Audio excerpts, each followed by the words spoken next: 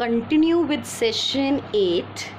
Now we have prepared revaluation account in which we have shown the increase in the value of asset is credited and decrease is debited. Increase in the value of liability debited and decrease is credited. Now we will learn how other journal entries are recorded in the revaluation account. If there is any unrecorded asset, then journal entry for that will be unrecorded asset account debited to revaluation account.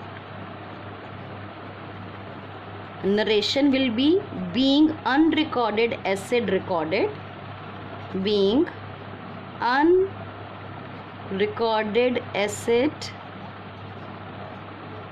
recorded.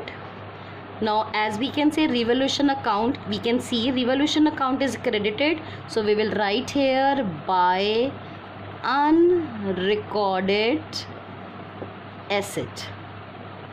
And if there is any unrecorded liability in the question, then unrecorded liability, whenever liability arises, it is always credited. Then journal entry will be revaluation account debit to unrecorded liability account.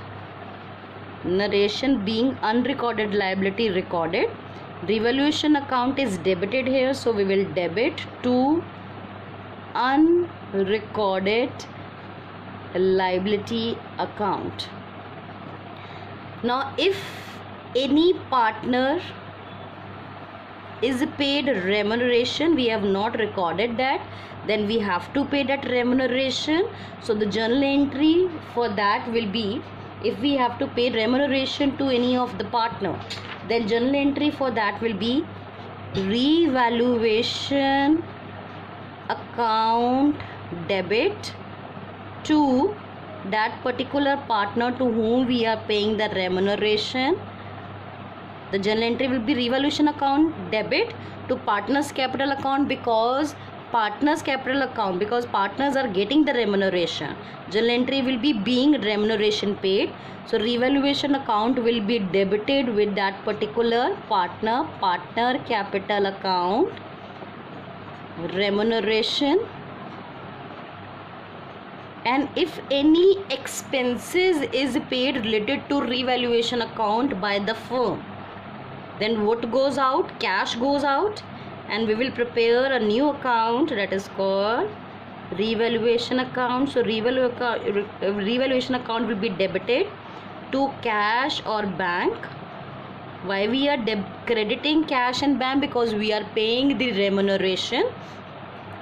Being remuneration paid, this will be the journal entry. And revaluation account is debited, so we will write here to cash or bank account, revaluation expenses paid by the firm. Now after recording all these transactions in the revaluation account, we will first calculate or total the credit or debit side. If credit side is more, we will total the debit and credit side, and if credit side is more, then it means it's a profit, and that profit will be distributed among the partner in which ratio? In old ratio. Now the journal entry, we will also discuss the journal entry. We will write here to profit transferred to partners capital account. Suppose there are two partners, then we will write here A's capital account, B's capital account, and this profit is always given in which ratio? This profit will always be shared by the old partners in their old ratio. And if credit side is more, debit side is more than the credit side, it means there is a loss. So that loss will be transferred to partner's capital account. If we are preparing the fixed capital account, then we will write here current account. Otherwise, capital account will be written here. B's capital or a current account. And again, this loss will again be shared in which ratio? Old ratio.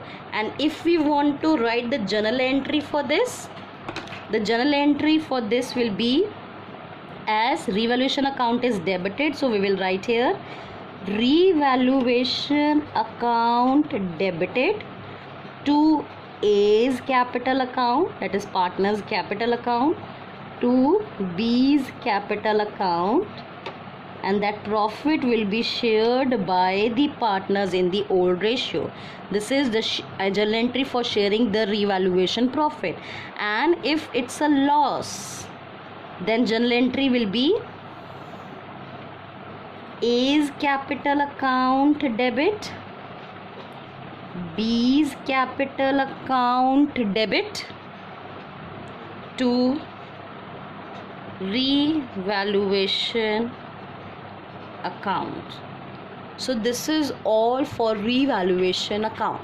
Thank you.